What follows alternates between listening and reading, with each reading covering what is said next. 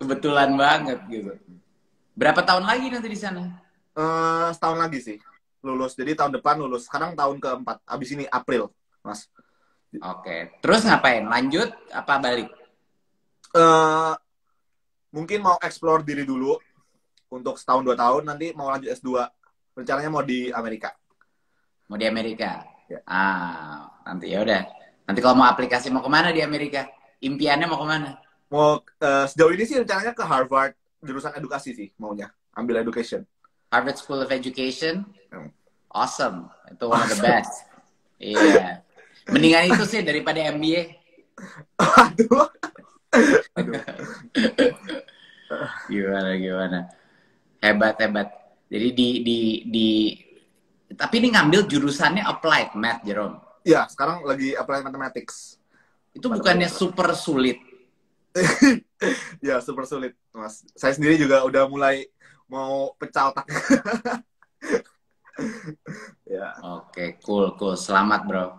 Jadi gimana? Kita mau ngomong apa nih hari ini? Oh ya, kita ngobrol-ngobrol santai aja ya. Meskipun saya nggak bisa santai, oke. Kayaknya saya yang lebih santai nih kayaknya. Iya.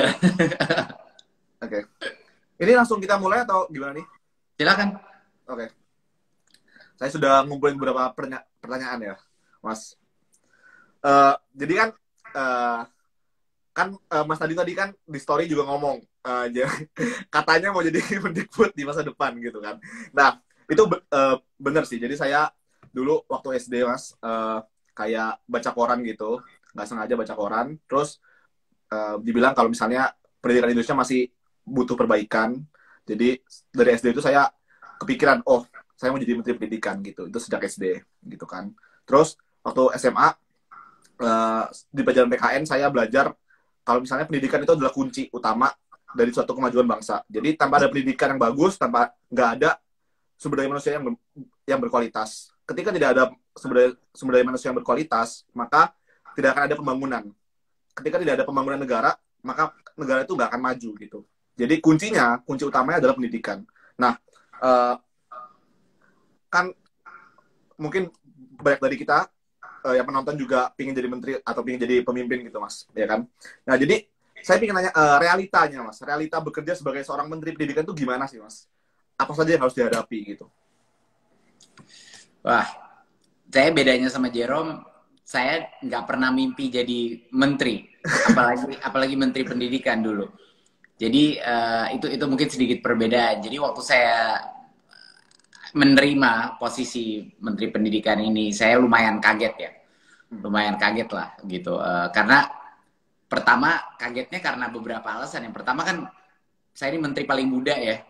Jadinya hampir semuanya menteri-menteri lain tuh generasinya ya sekitar generasi orang tua saya gitu loh, lebih dekat ke orang tua saya daripada saya.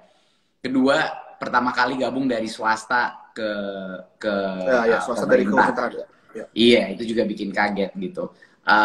Dan juga pertama kali di bidang pendidikan, walaupun passion saya udah lama pendidikan gitu, dan saya setiap kali interaksi sama Pak Presiden, walaupun saya di bidang teknologi, ujung-ujungnya saya tuh ngomonginnya mengenai SDM.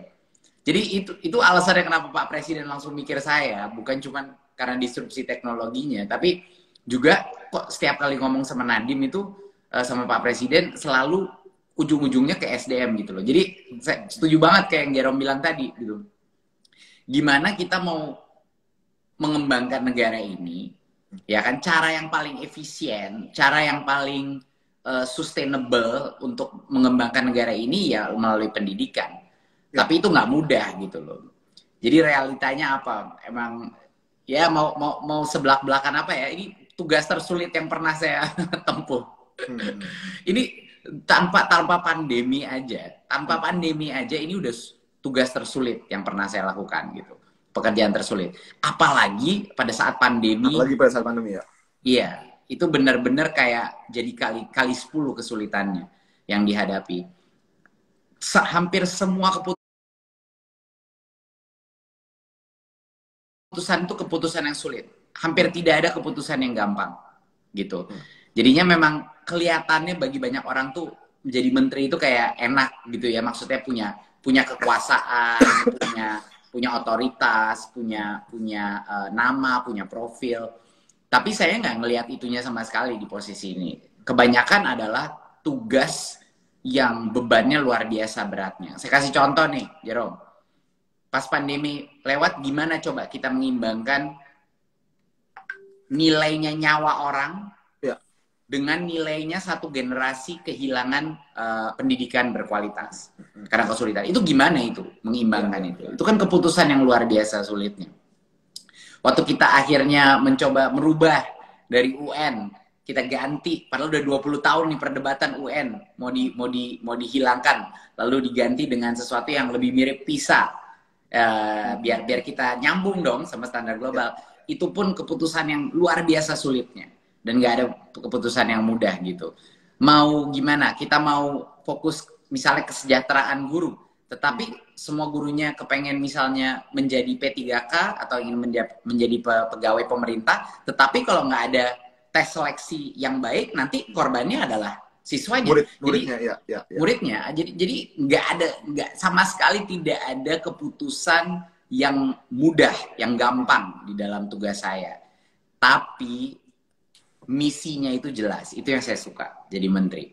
Misinya jelas. Saya nggak ada misalnya ada, kalau di perusahaan kan ada, kita mengerjakan misi sosial kita, tapi juga harus ada beban profitability ya, harus untung, gitu kan, kita bertanggung jawab sama shareholder. Kalau ini yang disebut untung itu adalah kualitas SDM kita. Berarti saya enak gitu, lega. Misinya cuma itu doang.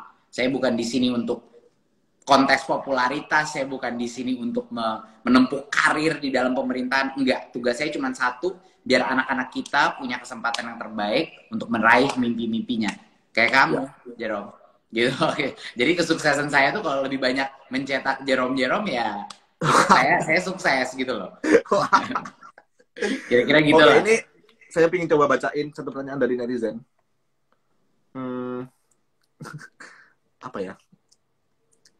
Yang bagus. Oh ini, mungkin banyak netizen nanya nih Pak, kapan sih masuk sekolah gitu? Mungkin sudah banyak yang nggak sabar masuk sekolah ya. Wah, ini saya bingung juga kenapa saya terus yang ditanya ini.